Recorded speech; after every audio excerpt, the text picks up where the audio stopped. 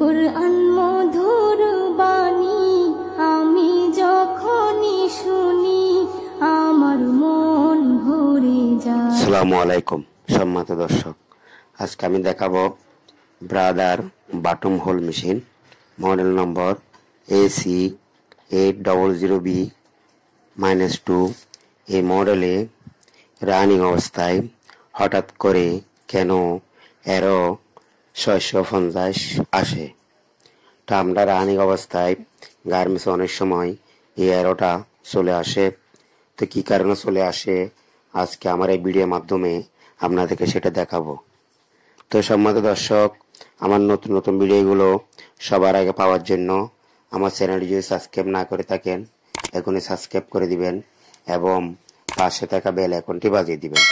আমার ভিডিওটি ভালো লাগলে একটি লাইক দিবেন, কমেন্ট করবেন এবং শেয়ার করে দিবেন।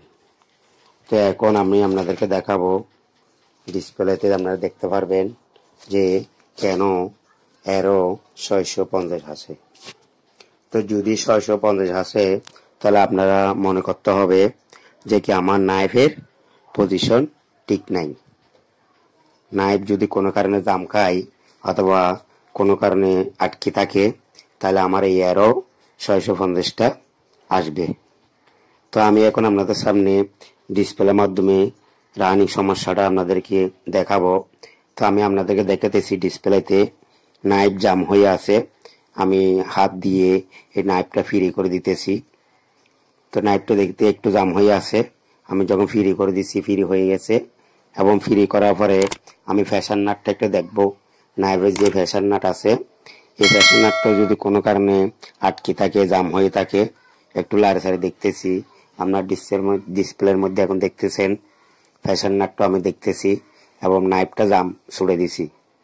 তো যদি নাইফের জাম না থাকে, ফ্যাশন নাট ঠিক থাকে, তাহলে আমার আর এরো আসবে না এবং সুন্দরভাবে অপারেটর কাজ করতে পারবে, সমস্যা সমাধান হয়ে যাবে।